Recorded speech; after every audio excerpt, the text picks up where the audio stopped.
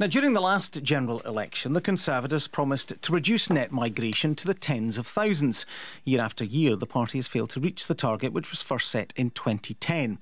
Well, now Theresa May plans to include the commitment in her manifesto for this election, and she says leaving the EU makes it easier to achieve. So how will the target impact on Scotland? Let's speak to Joanna Cherry, the SNP's Justice and Home Affairs spokesperson, and the Scottish Conservative MSP, Adam Tomkins. Good morning to you both. Good morning, Gary. Good morning. Adam Tomkins, when will we reach the tens of thousands? Well, I think we have a much greater chance of reaching that target sooner rather than later because we're leaving the European Union. Leaving the European Union means that we can bring back control to the United Kingdom of our borders and of our immigration policy, both with regard to EU migrants and with regard to immigration from the rest of the world. Well, we've had a control over immigration for the rest of the world all this time that we've been a member of the EU. We haven't managed to bring immigration down to the tens of thousands. In fact, it's been about 300,000 roughly. Well, we have brought it down by, I think, about 50,000 over the course of the last 3 years. The net immigration target, net migration now is, I think, 270,000, down from 330,000. So it is coming down. But, so 50,000 a year, then that's what, 4 or 5 years down the line after Brexit? Yeah, I mean, this is a challenge. I don't think anybody pretends that this is easy, but I think it's important that we have controlled and sustainable immigration so that we don't have unsustainable pressure put on our public services and so that we don't have an uncontrolled immigration like Joanna Cherry wants and like Jeremy Corbyn wants that will simply drive wages down. Well, Joanna Cherry, Nicola Sturgeon, and we heard a clip of her earlier saying this, it's important for politicians to address concerns about immigration. That's what this measure does, doesn't it? Well, this measure is neither practicable or workable, and the reason we know that is Theresa May, as Home Secretary, has missed the targets set in the last two manifestos, and even her cabinet colleagues think it's unworkable. When Amber Rudd became Home Secretary last summer, she tried to depart from these targets but was firmly slapped into place by Theresa May. These targets are driven by ideology and by the Tories' attempt to capture the UKIP vote rather than being evidence-based. And we heard Professor David Bell in your programme earlier explaining how migrants are on average more likely to be in work, more likely to be better educated and more likely to be young and therefore more likely to grow the economy. Well, if Nicola Sturgeon's right, though, and politicians need to address concerns about immigration, how are you going to address those concerns? Well, we would like to see a devolution of immigration powers to the Scottish Parliament so we can have a tailored policy that fits the needs of communities in Scotland and the Scottish economy. With a cap? We're not alone in wanting this. The Mayor of London has also called for greater flexibility, and business in Scotland wants this. The Executive Director of the Institute of Directors has told us that so far as business is concerned, Scotland needs a different immigration policy from the rest of the UK. The Scottish Chambers of Commerce came out in February of this year and said business based in Scotland want a separate immigration policy for Scotland. Heriot Watt University in my constituency of Edinburgh South West has made redundancies blaming Brexit and the government's policies on immigration.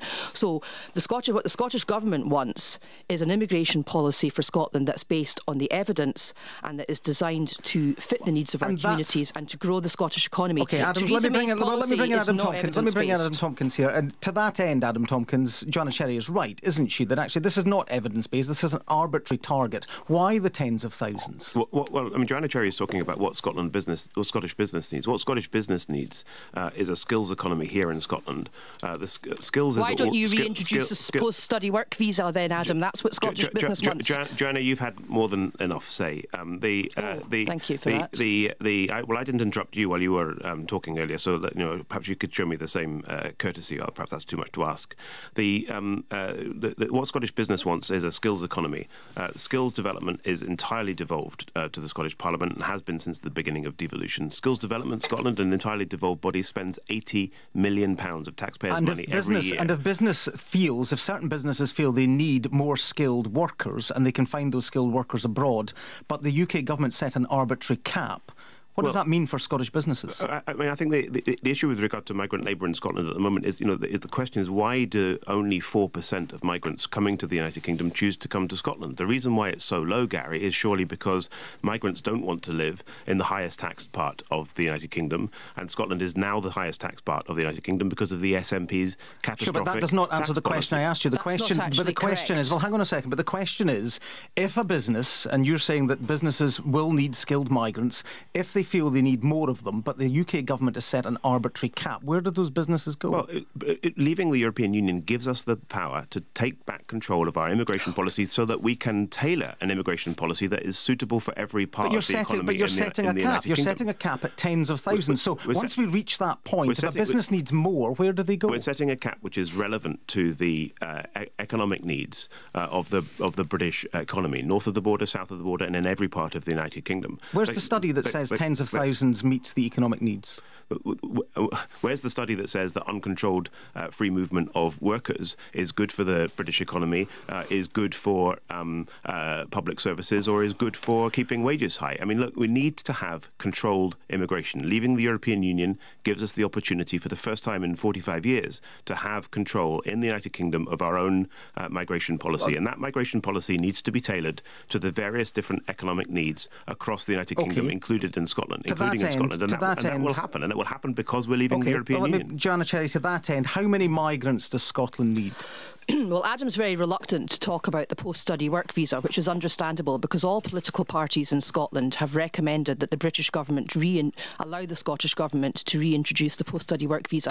To then set the immigration level at what? Even Adam's Scottish Conservatives have supported that, but their Westminster bosses won't allow it. David Mundell is unable to persuade his cabinet colleagues to introduce the post-study work visa, which is supported by business across Scotland. Can I bring you back to the question, how many migrants does Scotland need? On the question of figures, Scotland needs to look to the skills that she needs to attract, and that's what the post-study work visa is designed to do. Now, I'm not going to put figures on it here this morning. So it's potentially unlimited? No, it is not potentially unlimited. The post-study work visa was not an unlimited scheme. There are many countries in the world that operate differentiated immigration policies. I've recently returned from a study trip to Canada, which operates a very successful differentiated immigration policy, whereby individual provinces in Canada can flex the requirements of the national immigration system to their need. But if you're adamant, I want to ask you a question here. I'll let you come back to that in a second, but I just want to pursue this for a second, because if you're adamant that Scotland needs a different system to the rest of the UK, you must have some idea as to how many people Scotland needs. Well, those sort of decisions would be taken in discussion with the Scottish society and the Scottish economy when the power is devolved. What we will not do is we will not set arbitrary targets which are not evidence-based. So where does that address people's concerns about immigration, as Nicola Sturgeon mentioned? People not coming to Scotland because Scotland's the highest taxed part of the UK. Adam's wrong about that. Scotland is not the highest taxed part of the UK. If you take into account the council tax in Scotland and also universal benefits such as free prescription charges in Scotland, Scotland is actually a very attractive place to come and work. So why are only 4% of migrants to Scotland? The reason people are not coming to Scotland to work is because the Scottish government is being prevented from having the flexibility of immigration powers. Why are only 4% of migrants coming to Scotland then, Joanna? Adam, if you would stop interrupting me, let me finish the sentence. I sat on the Exiting the EU Select Committee in the last Parliament at Westminster, and we heard evidence from a variety of experts and indeed from business, agricultural, the food sector in Scotland, and they all said that they require EU nationals and indeed people from beyond the EU to come and work in Scotland to support their businesses. That cross-party committee unanimously recommended that the British government should look very seriously at the Scottish government and the Welsh government and the London Mayor's request for more flexibility in immigration policy. That's what we're looking for, a flexible immigration policy that is evidence-based rather than ideologically driven. Do you accept that Scotland can have a different policy to the rest of the UK? It is only by leaving the European Union that we have the opportunity of developing an immigration policy that is fit for purpose, not just for the economy. Are you talking about Scotland or UK-wide? Not just for the economy in the UK as a whole, but for the economies in various different parts of the UK. So a separate system for Scotland is feasible? Is it desirable? It is only by leaving the European Union that it's even possible. I mean, what Joanna wants to do is to take... Well, let's accept that it's possible. Is it desirable?